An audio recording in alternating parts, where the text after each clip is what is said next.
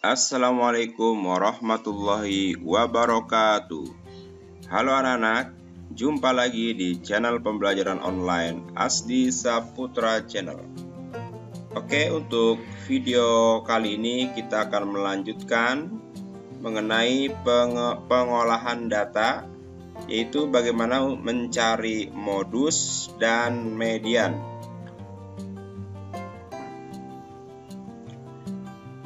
C. Modus. Modus adalah data yang paling sering muncul atau data yang memiliki frekuensi paling besar. Di modus itu adalah data yang paling banyak muncul, paling sering muncul. Kita lihat contohnya. Tentukan modus dari setiap kumpulan data berikut. Ya, kita lihat data ini, ya. Pisang, jambu, melon, jambu, pisang, melon, apel, apel, melon. Nah, caranya adalah kita harus mengecek berapa banyak pisang dalam data ini, ya. Atau kita bisa cek semuanya. Banyak pisang, kita lihat di sini pisang 1, 2, ya. Kita tulis 2. Kemudian banyak jambu, kita lihat kembali 1, 2, berarti ada 2. Banyak melon, ya, 1, 2, 3, ada 3 melon. Banyak apel, apel 1, 2, ya. Nah, maka dari data yang sudah kita buat seperti ini, kita bisa melihat bahwa data yang paling banyak muncul, ya, adalah melon, yaitu 3 kali, ya. Maka modusnya adalah melon, ya. Ini contoh untuk yang A. Kemudian contoh B, kita lihat datanya adalah 33, 31, 30, 33, 32, 31, 30, 34, 33, 30, 34, dan 33. Nah, data ini masih acak, ya, belum urut dari yang terkecil sampai yang terbesar. Maka langkah pertama adalah kita harus mengurutkan datanya terlebih dahulu. Ingat, kita wajib untuk mengurutkan datanya terlebih dahulu dari yang terkecil, ya, sampai yang paling besar. Kita lihat di sini. Yang paling kecil adalah 30. Maka kita urutkan 30-nya ada berapa? Kita cek, ya. 31. Ini adalah untuk mempermudah kita untuk melihat atau nanti mengecek apakah datanya sudah semua atau belum. Kita bisa coret seperti ini, ya. 30. Maka kita tulis ini 30, kita urutkan 31, kemudian 30 yang kedua kita tulis 30, kemudian 30 yang ketiga kita tulis 30, kita cek lagi 30 sudah habis, ya, sudah selesai. Maka selanjutnya kita yang angka selanjutnya yaitu 31. Ya, caranya sama, ini kita coret juga 31. Kita tulis 1, 31, 2.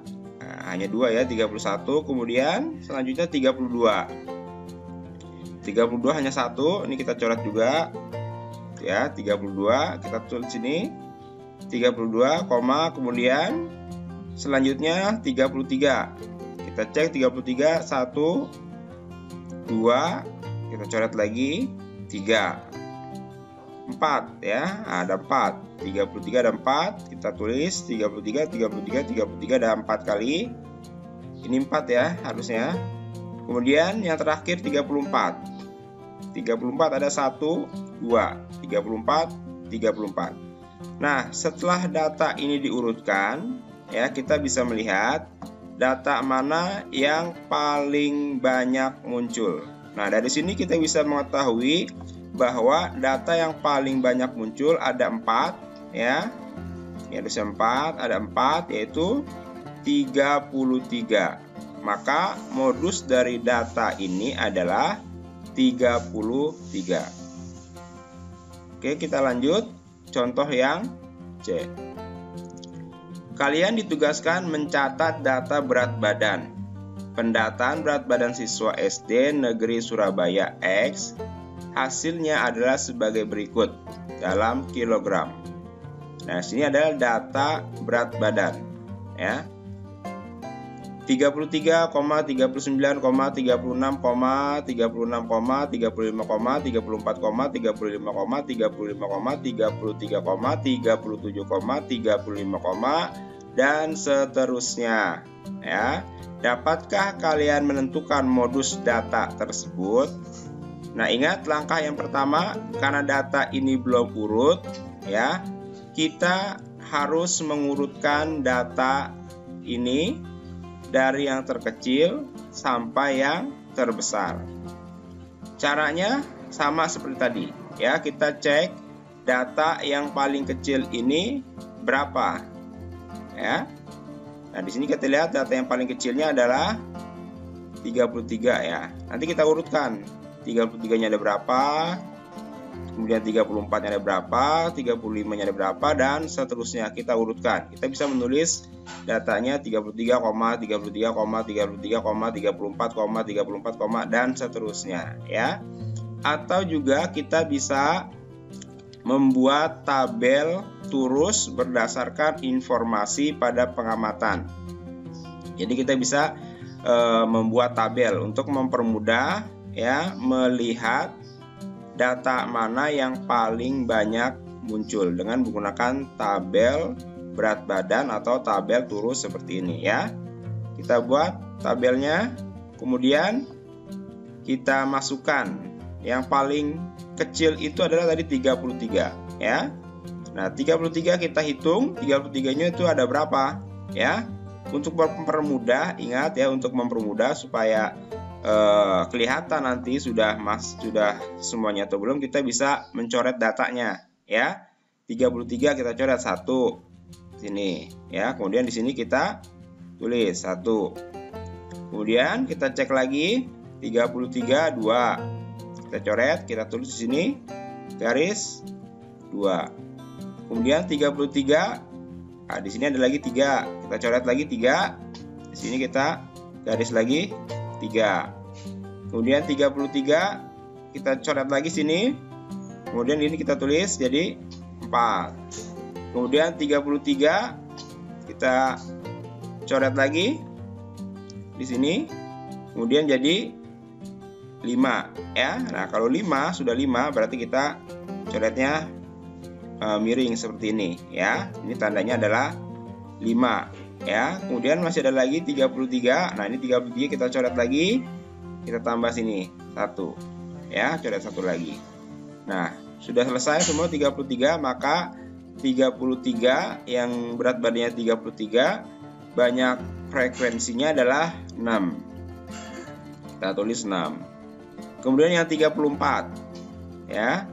Sama caranya seperti tadi, 34 kita cek, kita lihat 34 1, tulis 1 di sini, garis 1, kemudian 34-nya 2, ini kita coret, kemudian kita bikin garis lagi 2, 34-nya lagi ada 3, kita tulis lagi di sini, coret lagi dari 3 baris, dan 34-nya 1 lagi kita coret lagi di sini, dan kita garis lagi di sini. Sudah selesai, ya, 34, maka 34-nya turusnya, ya, ada 4 garis, maka frekuensinya kita tulis 4.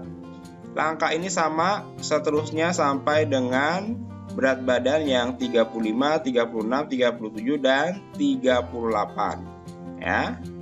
Nah, ini tadi kita mempermudah, kita coret yang 33, ya. Nah, ini untuk mempermudah. Nanti kalau kita sudah coret 34, coret 35, nanti kelihatan datanya mana yang belum kita coret, ya. Karena kalau tidak seperti ini nanti bisa ada yang terlewatkan, ya. Ini untuk mempermudah kita saja.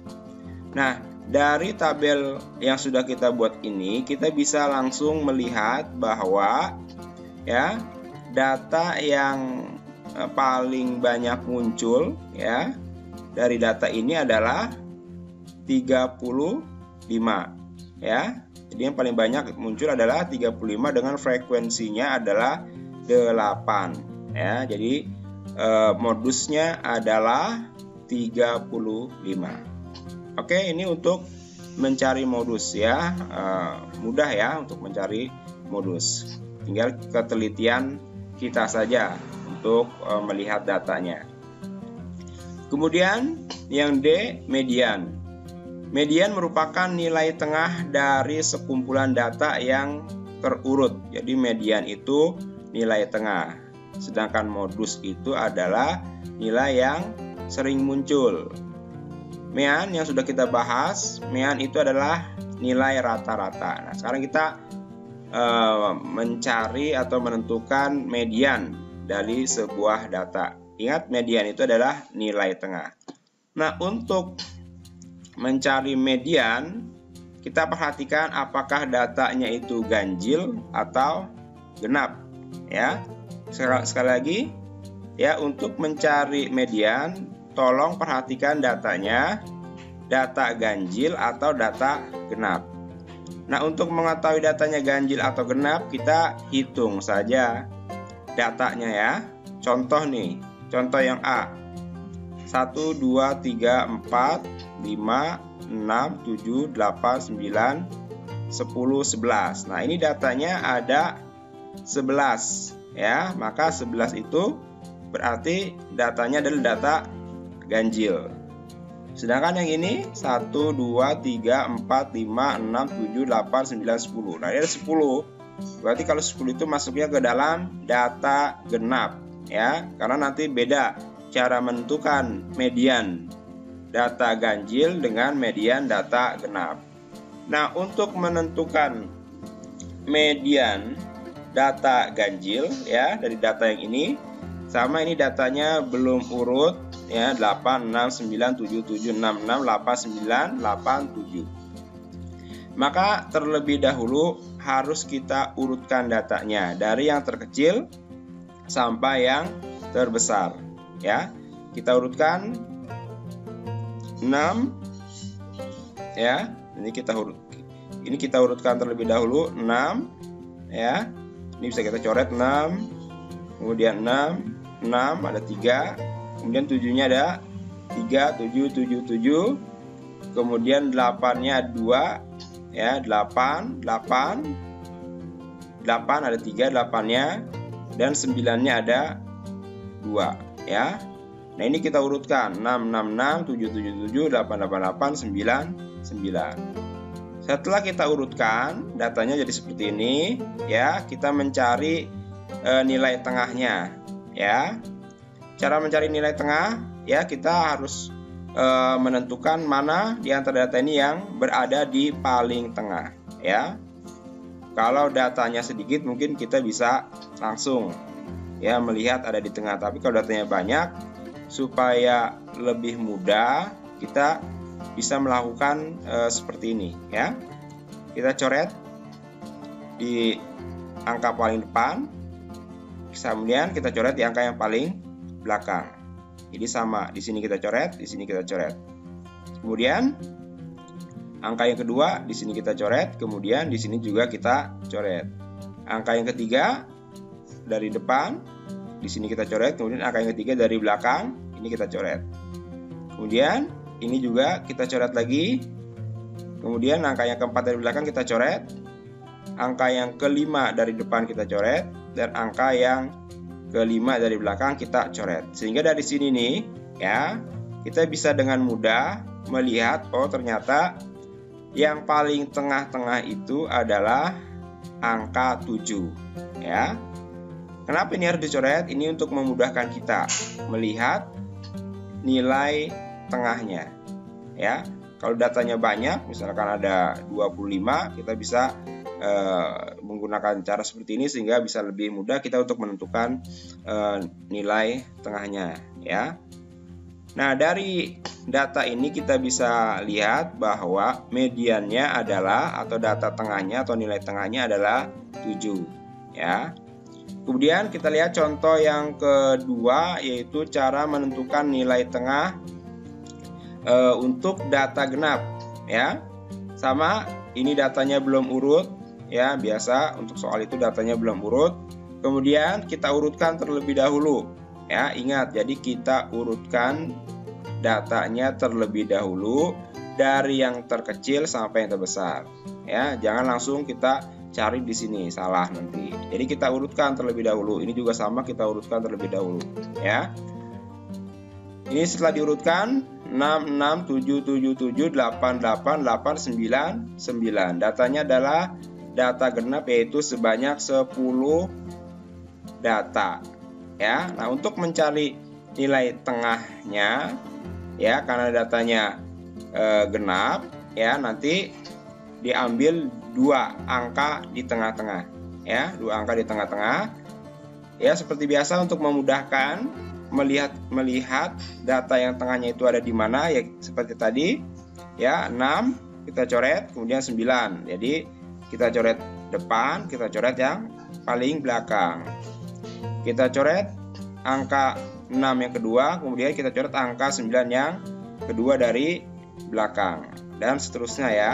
7 kita coret, 8 kita coret, 7 kita coret, 8 kita coret. Nah, dari sini kita bisa melihat, ya, karena datanya ini adalah genap, maka nilai tengahnya, ya, ada 2, ada angka 7 dan angka 8. Ini yang berada di tengah-tengah, ya. Di sini ada 4 angka, di sini ada 4 angka, itu namanya tengah-tengah, ya. Ya, karena datanya genap ada 2 angka. Beda dengan yang di sini datanya ganjil. Di sini ada 4, di sini ada 5 ya, 5 angka, di sini ada 5 angka, maka datanya atau mediannya langsung kita ketahui adalah 1 angka, di sini 7. Sedangkan untuk yang genap, ya, ada 2, yaitu nilai tengahnya 7 dan 8, ya. Jadi data tengahnya 7 dan 8. Nah, untuk mencari median yang datanya genap, ya, kita jumlah 7 tambah 8, ya, 7 ditambah 8 dibagi 2, ya, dibagi 2. Jadi mediannya adalah 7, ya, ditambah 8 dibagi 2, ya, sama dengan 7 tambah 8, 15. 15 dibagi 2 adalah 7,5. Nah, inilah untuk mencari median baik untuk data ganjil maupun untuk data yang genap. Oke adik-adik, demikianlah untuk pembahasan kita pada video kali ini. Semoga bermanfaat. Terima kasih. Wassalamualaikum warahmatullahi wabarakatuh.